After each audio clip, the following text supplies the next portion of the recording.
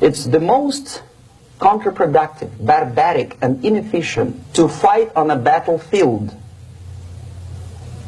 You know that war is continuation of state policy, right? So if you want successfully to implement your state policy, and you start fighting, this is the most idiotic way to do it. The highest art of warfare is not to fight at all, but to subvert anything of value in the country of your enemy, until such time that the perception of reality of your enemy is screwed up to such an extent that he does not perceive you as an enemy, and that your system, your civilization, and your ambitions look to your enemy as an alternative, if not desirable, then at least feasible. Better red than dead. That's the ultimate purpose, the final stage of subversion, after which you can simply take your enemy without a single shot being fired, if the subversion is successful. This is basically what subversion is. What subversion is, basically, it consists of 4 periods, time-wise. If we start from here and go this way, time, right? This is the beginning point. The first stage of subversion is the process which is called, basically, demoralization.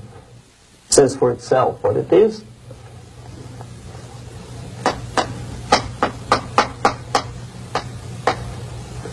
It takes from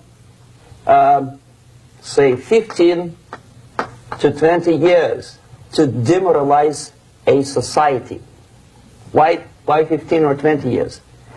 This is the time sufficient to educate one generation of students or children. One generation, one lifetime span of a person, a human being, which is dedicated to study, to shaping up the outlook, ideology, personality. No more, no less. Usually it takes from 15 to 20 years. What it includes? It includes influencing, or by various methods, infiltration, propaganda methods, direct contacts, doesn't really matter. I will describe them later. Of various areas where public opinion is formulated or shaped. Religion, educational system, social life, administration, law enforcement system, military, of course, and labor and employer relations, economy. Okay? 5 areas. I will not write them down because we will not have enough space.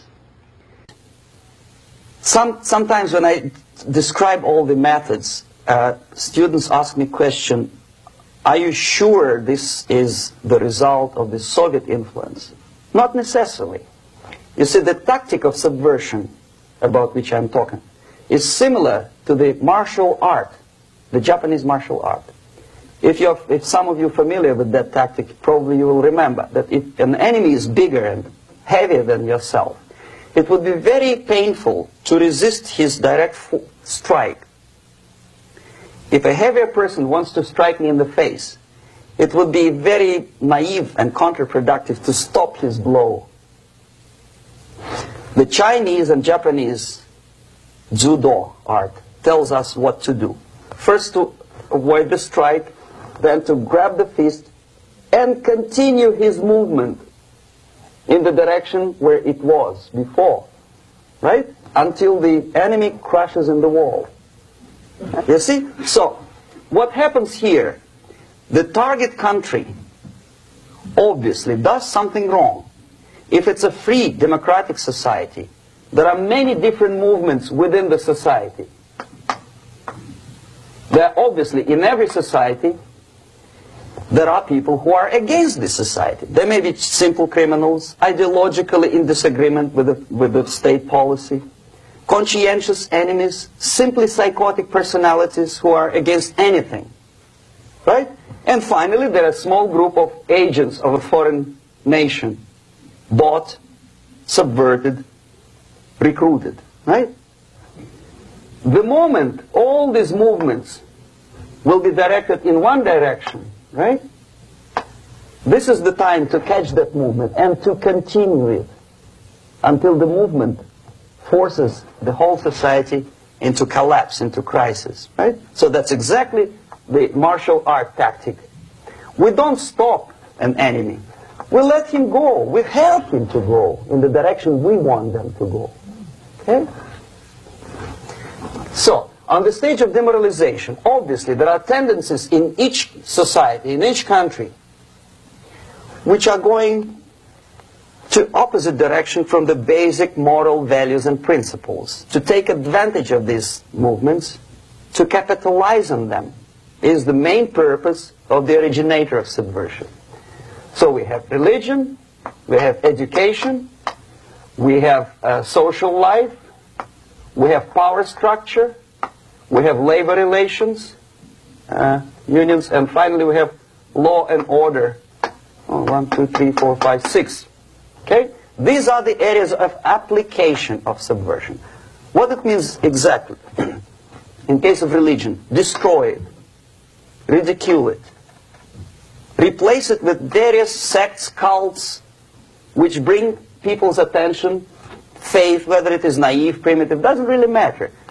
As long as the basically accepted religious dogma is being slowly eroded and taken away from the supreme purpose of religion, to keep people in touch with the supreme being, that serves the purpose. Therefore, replace it, accepted, respected religious organizations with fake organizations.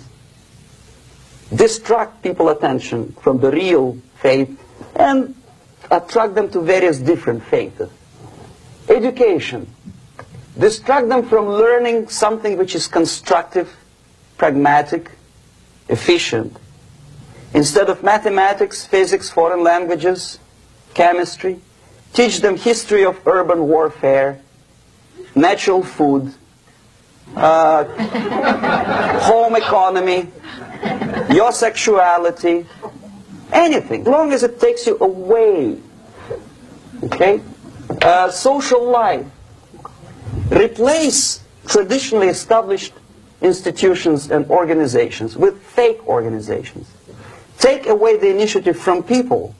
Take away the responsibility from naturally established links between individuals, group of individuals, and society at large, and replace them with artificially, bureaucratically controlled bodies. Could be stopped right here, both as an expert and as an import. And that takes one step, one very important thing to do. You don't have to expel all the KGB agents from Washington, D.C.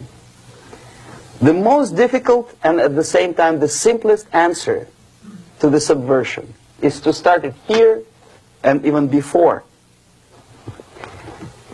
by bringing back the society to religion, something that you cannot touch and eat and put on yourself, but something that rules society and makes it move and preserve it. The ideas are moving society and keeping mankind as a society of human beings, intelligent, moral agents of God. The facts, the truth, the exact knowledge may not. All the sophisticated technology and computers will not prevent society from disintegrating and eventually dying out. Have you ever met? It's very simple. You don't have to shoot people. You don't have to aim missiles and Pershings and cruise missiles at Andropov's headquarters. You simply have to have faith and prevent subversion. In other words, not to be a victim of subversion. Don't try to be a person who in judo is trying to smash your enemy and being caught by your hand. Don't strike like that. Strike with the power of your spirit and moral superiority. If you don't have that power, it's high time to develop it. And that's the only answer.